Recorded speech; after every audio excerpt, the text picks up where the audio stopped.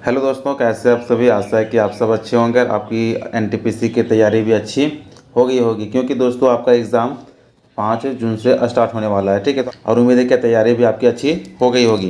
तो दोस्तों अभी इन बचे हुए समय में आप जितना ज़्यादा रिवीजन करेंगे आपको उतना अधिक बेनिफिट मिलेगा, उतना और औरों से अधिक आगे बढ़ पाएंगे, ठीक है। तो दोस्तों प्रत्येक वीडियो की तरह इसमें भी हम लोग साझेदारी यानी कि पार्टनरशिप के प्रश्नों को देखेंगे। और प्रश्न हम लोग ऐसे देखेंगे जिसके लिए 10 सेकंड का बात करें तो भी सफिशिएंट होगा, ठीक है। यानी कि 10 सेकंड में आप प्रश्नों को मौखिक रूप से सॉल्व कर सकते हैं। इसमें ना तो आपको पेन का और ना ही पेपर का कोई भी ज़रूरत नहीं पड़ेगा, ठीक है। आपके बिल्कुल मौखिक प्रश्नों को कर सकते हैं और सारे जो एग्ज़ाम में आए हुए ही प्रश्न होंगे। तो इससे पहले हम लोगों ने सिंपल इंटरेस्ट यानी कि साधारण ब्याज के प्रश्नों को देख लिया है। यदि आपने नहीं देखा तो उस वीडियो को जरूर देख लें कि हम लोग प्रश्न को 10 सेकंड में कैसे सॉल्व कर सकते हैं। तो उसी तरह से इस वीडियो में भी हम लोग बात करेंगे कि बिना पेन और पेपर के प्रश्नों को हम लोग मौखिक रूप से कैसे सॉल्व करेंगे। तो चलिए, चूंकि कम समय को देखते हुए हम लोग आगे प्रश्नों को सॉल्व करते हैं, ठीक है। तो चलिए नेक्स्ट हम लोग यहाँ पे आते हैं। तो आज के वीडियो का ये पहला प्रश्न है। अब इसमें क्या बोला है कि ₹48,000 की राशि को दो भाइयों अनिल और आदित्य में 11 और 13 के अनुपात में बांटा जाता है। आदित्य का हिस्सा ज्ञात कीजिए। और यहाँ पे देख सकते हैं कि ये जो है आरआरबी एनटीपीसी में पूछा गया प्रश्न है, ठीक है। तो प्रश्न को आप समझेंगे कि 48,000 रुपया है, इसे दो भाइयों एक अनिल और दूसरा आदित्य के बीच में बांटा गया है। और दोनों के जो रेशियो कितना है तो 11:13। तो हमसे पूछा क्या है कि आदित्य का हिस्सा ज्ञात कीजिए। तो आदित्य का हिस्सा यहाँ से हम लोग देखते हैं कि रेशियो में जो 13 रेशियो दिया, ठीक है। तो आगे हम लोग देखेंगे कि आदित्य का जो भी हिस्सा होगा, यहाँ पे 4 ऑप्शन दिया गया है। अब चारों में आदित्य का जो भी हिस्सा होगा वो इस 13 से कटेगा, यानी कि इसी का मल्टीपल होगा।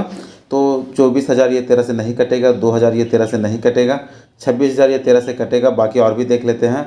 डी 22,000 ये 13 से नहीं कटेगा। तो हमारे पास एक ही ऑप्शन बच जाता है, कौन? ऑप्शन बी 26,000, और इसका ये सही आंसर हो जाएगा, ठीक है। तो देख सकते हैं कि इन प्रश्नों के लिए हम लोग को कोई भी पेन और कोई भी पेपर का जरूरत नहीं पड़ेगा। इस प्रश्नों को हम लोग डायरेक्ट मौखिक रूप से सॉल्व कर सकते हैं। और ऐसा भी नहीं कि यह कोई सा भी प्रश्न उठाया गया है, ठीक है। प्रश्न आप देख सकते हैं कि एनटीपीसी 9/1/2021 में ये पूछा गया प्रश्न है, ठीक है। इसी तरह से आगे हम लोग नेक्स्ट प्रश्न को देखते हैं। तो यहाँ पे नेक्स्ट प्रश्न देख सकते हैं कि कितना लंबा लग रहा है देखने में, है ना। और ये भी जो एनटीपीसी में ही पूछा गया प्रश्न है।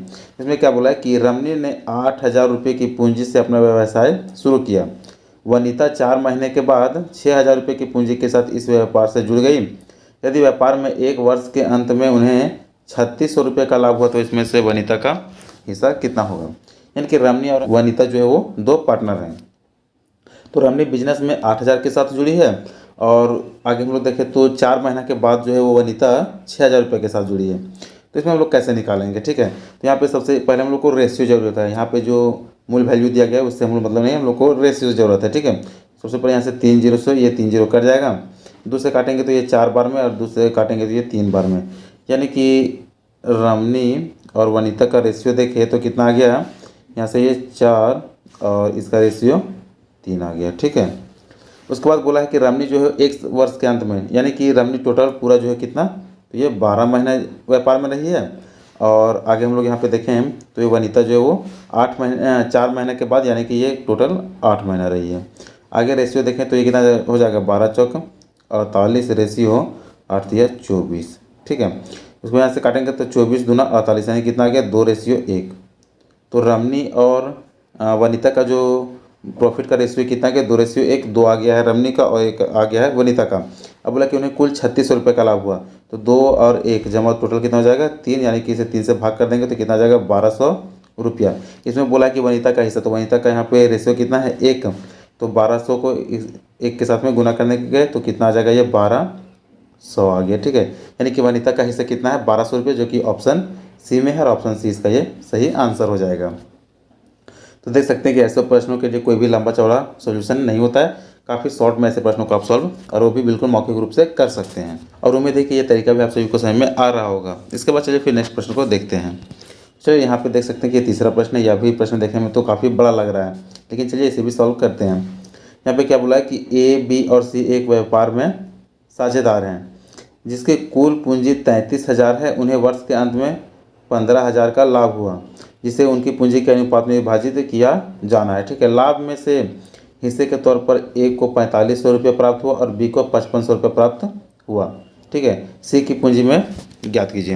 यानी कि देखिए, ए बी सी एक व्यापार में जुड़ा, उनकी जो कुल पूंजी हो टोटल कितना है, 33,000 रुपया, और लाभ उनका है 15,000 रुपया, लेकिन इनका लाभ जो है वो पूंजी के रेशियो में बांटा गया है, ठीक है। और चूंकि पूंजी के रेशियो में ही लाभ बांटा जाता है तो वैसे ही इसमें किया गया है।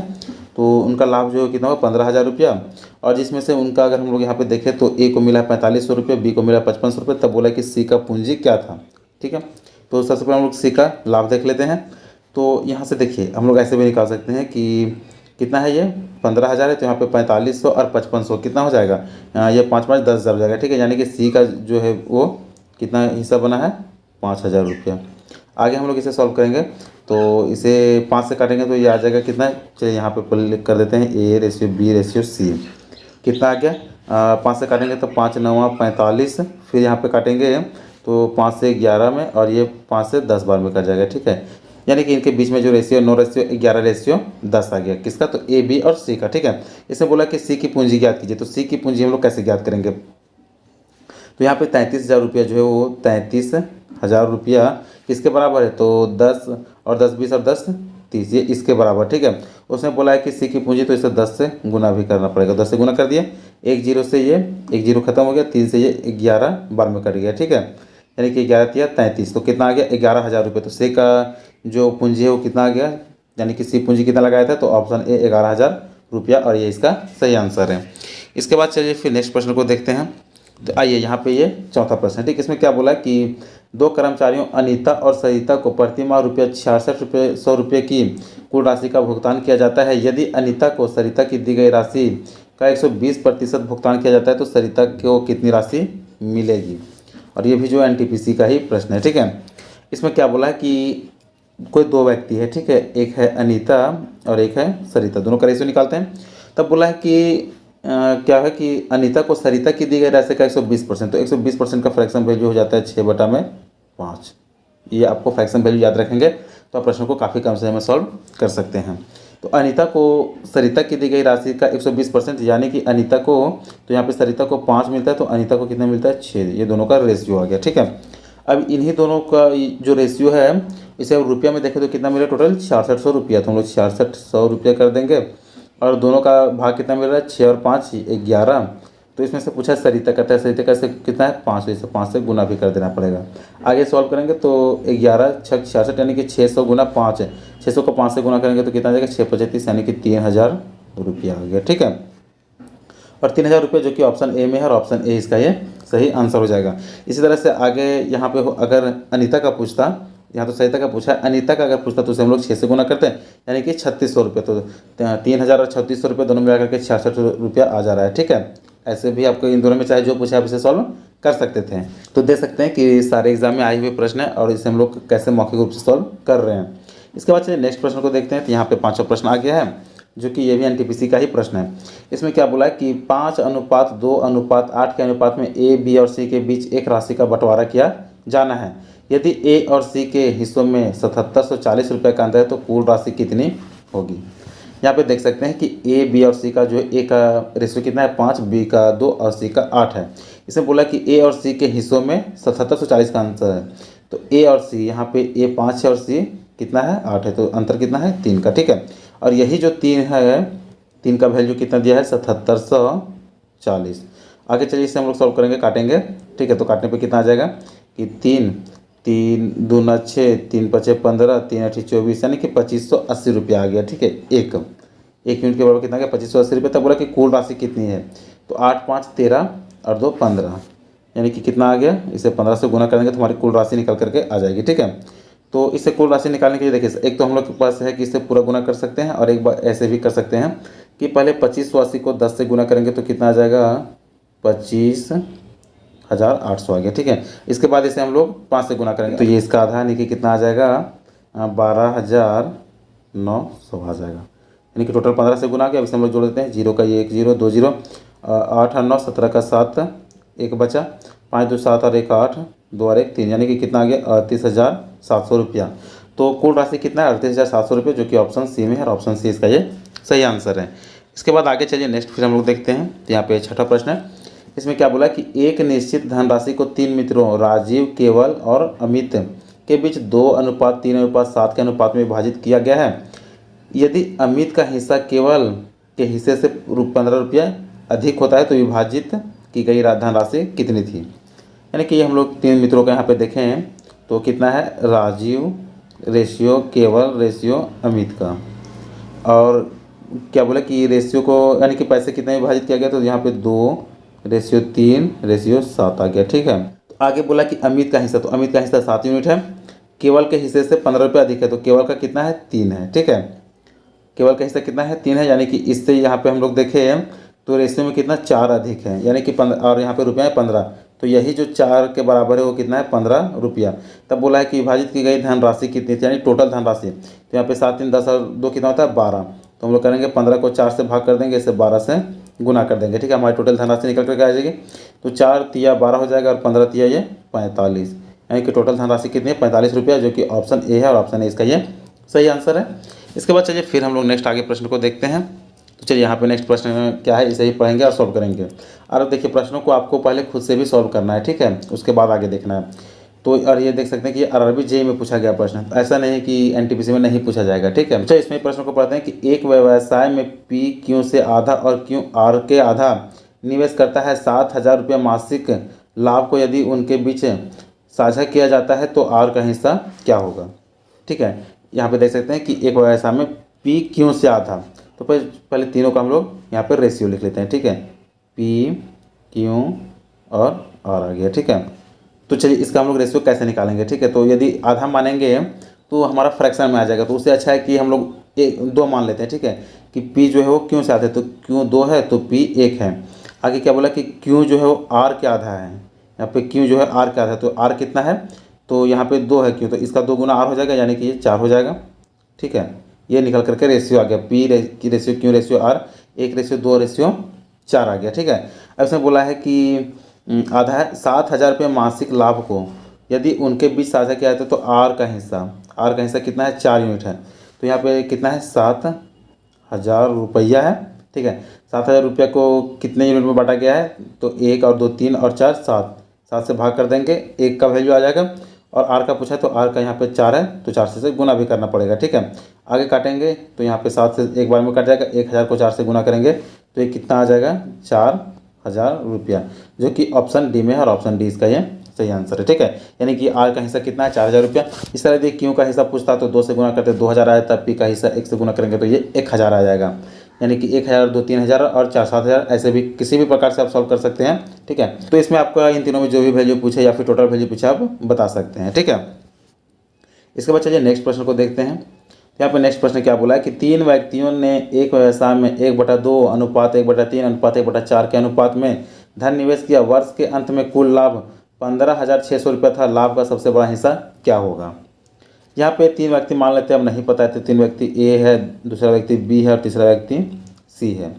अब तीनों क्या है कि 1/2 के अनुपात में और 1/3 और 1/4 के अनुपात में धन निवेश किया। अब देखिए फ्रैक्शन वाला आपको यदि नहीं समझ में आ रहा है तो आपको क्या करना है कि नीचे की जितने भी संख्या इनका एलसीएम ले लेना है, तो 2 3 4 का एलसीएम 12 आएगा, और 12 से सारे को गुना कर देना। 1/2 को 12 से गुना करेंगे तो ये 6 आ जाएगा, उसके बाद 1/3 को 12 से गुना करेंगे तो ये 4 आ जाएगा, और 1/4 को 12 से गुना करेंगे तो ये 3 आ जाएगा। ठीक है, यानी कि ए अनुपात बी अनुपात सी कितना आ गया, 6:4:3 आ गया। ठीक है, ऐसे बोला है कि सबसे बड़ा हिस्सा क्या होगा, तो लाभ में सबसे बड़ा हिस्सा जो सबसे ज़्यादा किसका है, तो ये ए के पास है, यानी कि ये 6 यूनिट है। ठीक है, और ये भी जो एनटीपीसी का ही प्रश्न है, तो ए का सबसे बड़ा यूनिट कितना है, 6, तो इसी का वैल्यू पूछा है, और टोटल कितना दिया, टोटल जो है लाभ इसमें कितना है, 15,600 रुपया, और यहाँ पे यूनिट देखें 6 4 10 और 3 13, सबसे बड़ा यूनिट 6 है, तो 6 से इसे गुना भी कर देना पड़ेगा। ठीक है, इसे 13 से काटेंगे।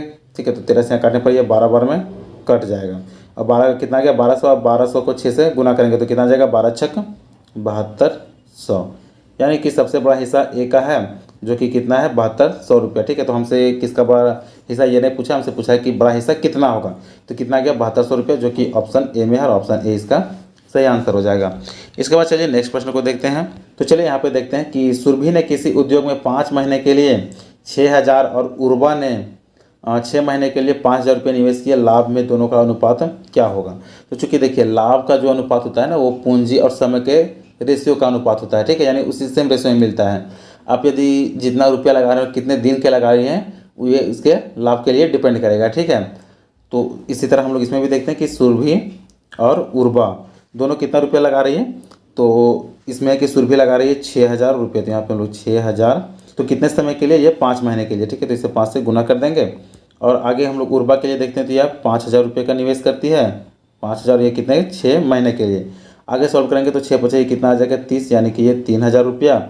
और इसका जो उर्वा का रेशियो है, इसका भी कितना आ गया 3,000 रुपया। 3,000 कट गया तो कितना आ गया 1:1, यानी कि दोनों का जो लाभ का अनुपात है वो कितना हो जाएगा 1:1, यानी कि दोनों का लाभ बराबर बटेगा, ठीक है। जो कि ऑप्शन डी में है और ऑप्शन डी इसका ये सही आंसर है। और ये जो ALP और टेक्नीशियन में पूछा गया प्रश्न है, ठीक है। इसके बाद चलिए नेक्स्ट प्रश्न को हम लोग देखते हैं। यहाँ पे नेक्स्ट प्रश्न क्या बोला है कि A, B और C ने 2:3:5 के अनुपात में पूंजी का निवेश किया। उनके निवेश के समय का अनुपात 4:5:6 है। तीनों के लाभ का अनुपात क्या होगा। और यह RRB ग्रुप डी का प्रश्न है, ठीक है। तो देखिए यह प्रश्न काफ़ी इजी है। अब हम लोग कैसे इसमें बात करते हैं, ठीक है। सबसे पहले हम लोग देखते हैं कि A:B:C, तीनों का जो है पूंजी का अनुपात इसमें कितना है, तो 2, ठीक है, 3:5, इतना आ गया। तो हम क्या बताते हैं कि लाभ का जो है वो लाभ किस पे डिपेंड करता है, तो पूंजी और समय के पे, ठीक है। तो कितना पूंजी लगाए और कितने समय के लिए लगाए, ये उसके लाभ के लिए डिपेंड करता है, ठीक है, उस पर। तो यहाँ पे हम लोग देखेंगे तो कितना आ जाएगा, एक जो है 2 अनुपात में अपना पूंजी लगाया और कितने समय के लिए, तो 4 समय के लिए, ठीक है। समय का जो रेशियो है 4:5:6 है, तो इसको हम लोग गुना कर देंगे 4 से। इसके बाद बी का कितना है 5, तो इसे 5 से, और सी का 6, तो इसे 6 से गुना कर देंगे, ठीक है। तो कितना आ जाएगा 4 दूनी ये 8 आ गया, अनुपात 5 दिया, ये 15 आ जाएगा, और 6 बचे ये 30 आ गया, ठीक है। यानी कि A:B:C का जो लाभ का रेशियो होगा वो कितना होगा 8:15:30, ठीक है। तो इस प्रश्न का जो सही आंसर कौन सा हो जाएगा, ऑप्शन सी 8:15:30, और ये इसका सही आंसर है, ठीक है। तो यहाँ तक हम लोगों ने टोटल 10 अच्छे प्रश्नों को देखे जो कि सारे रेलवे में आए हुए ही प्रश्न हैं। तो देख सकते हैं कि कैसे हम लोगों को प्रश्नों को बिना पेन और पेपर के सहायता से भी बिल्कुल मौखिक रूप से सॉल्व कर सकते हैं। और इससे पहले आप यदि साधारण बैच के प्रश्नों को नहीं देखें तो आप उस प्रश्नों को भी जरूर देख लें। तो आज का ये वीडियो आप लोगों को कैसा लगा आप हमें कमेंट कर जरूर बताएंगे, और वीडियो अच्छा लगा हो तो वीडियो को लाइक कर चैनल को जरूर सब्सक्राइब कर लें, ताकि इसी तरह के वीडियो का नोटिफिकेशन आप लोगों तक पहुँच सके। तो चलिए मिलते हैं फिर एक और नई वीडियो में, तब तक के लिए धन्यवाद।